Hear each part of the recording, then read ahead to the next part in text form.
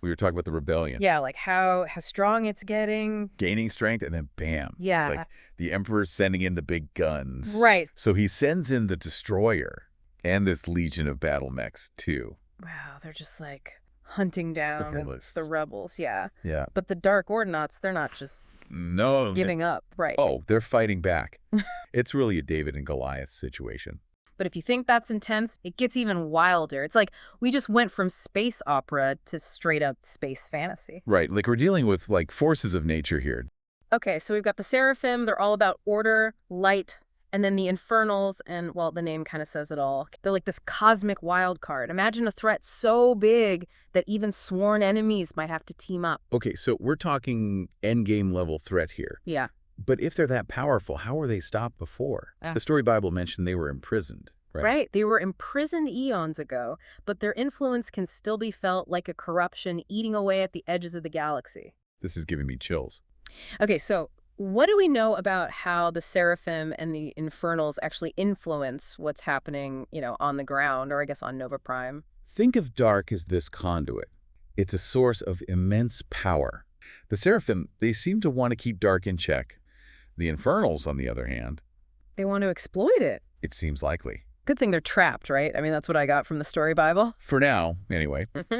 But there are hints that their influence is growing, that they can reach out from wherever they are and mess with things in the material world. Okay, so we've got a power vacuum, a rebellion, a sentient AI having, like, an existential crisis. That's a lot. What happens next? Well, remember Hanzo? Yeah, exiled, right? Exiled, off finding himself. Right.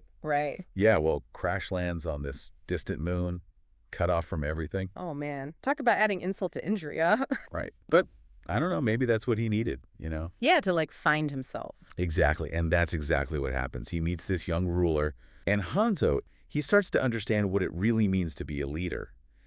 And it's not about the fancy palaces or spaceships on Hegemon, Right. It's about something more. So he's learning. He's growing, he's changing. So he sets course for Hegemon. Maybe he can reason with Dad, Yeah. Maybe make things right. Okay. But guess what? Don't tell me his ship breaks down. No. Worse attacked. Oh, come on. This guy cannot catch a break. I know, right? Okay, so who saves him this time? Get this. A band of pirates. What? Led by Jizza. Wow. What are the odds? Right. It's like fate's bringing them together. Right. And Jizza, she agrees to take him to Nova Prime. Which is crazy, because Nova Prime is, like, on lockdown, right? Total lockdown. Nobody gets in, nobody gets out. Right. But Jizza, she knows those smuggling routes like the back of her hand. Plus, she kind of has a thing for bad boys. I was going to say, or maybe just a soft spot for lost souls. Maybe a little bit of both. Yeah. Right. I mean, Jizza and Hanzo, they are from two different worlds. Little opposites. Right. He's the prince who, like, said no thank you to the throne. And she's the rebel fighting for her people. Right, exactly. But they both want to do what's right, Okay, so they're on this, like, crazy smuggling run. What could go wrong? Everything. We're suddenly thrust into this firefight. Oh, no. Hanzo's caught in the crossfire. And he is hurt badly. Oh, man. Yeah. So what does Jizza do? She has a choice to make, right? Does she stay hidden, protect herself, or does she risk it all to save him? I think we know the answer. She's not going to leave him. No way. And in that moment, it's like she just lets go. Yeah. Unleashes the full force of her dark power. Oh, okay, here we go. Heals him. Like, talk about an epic moment. It's huge, and not just for them.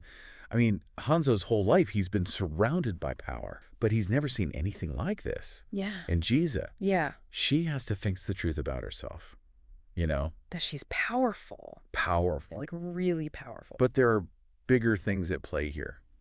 Like what? The Story Bible, it hints at this cosmic showdown, light versus darkness. And you know who's caught in the middle? Who?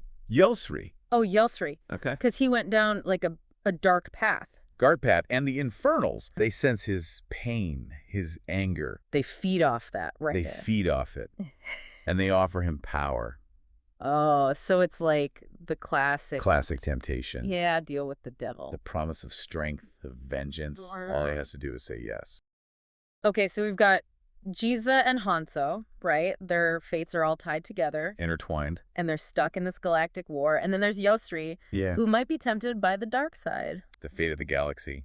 hanging in the balance. It really feels like it could go either way. And I think that's the brilliance of this whole Ordinaut Empire story. Yeah. It makes you think about the choices we make, Right. and what we're willing to fight for. Yeah, and the consequences of those choices. Exactly. It's a story that really stays with you, leaves you with more questions than answers. So we're reaching the end of our deep dive here, and honestly, my head's spinning a little. It's a lot to take in. It is, but it's fascinating, right? The Ordinaut Empire, it's not just some cookie-cutter space opera. There's so much depth to it. Definitely. And what's great is that the Story Bible doesn't shy away from the big questions. Right, like what is good, what is evil, can you really separate the two? And what happens when love and loyalty are tested in the middle of all this chaos? Huge questions. And of course, the biggest one of all, what happens next? Right.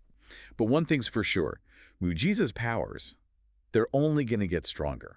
Okay, so she's powerful, but is she ready for all that comes with it? Because let's not forget, Yosri went down a dark path too, and they were close. And that's another thing the Story Bible does well. It shows how power, even with the best of intentions, can corrupt. It's a cautionary tale, for sure. And it makes you think, if you were in that universe, what choices would you make? That's the beauty of a deep dive like this, isn't it? Makes you think about the big questions, Yeah. the what-ifs. And maybe, just maybe, it helps us navigate our own world a little better. Well said. So to all our listeners out there, as we wrap up this deep dive, we want to hear from you. What are your thoughts on the Ordinaut Empire? Hit us up on social media, let us know your theories, and who knows, maybe we'll do another deep dive into this universe sometime soon. Until then, keep exploring.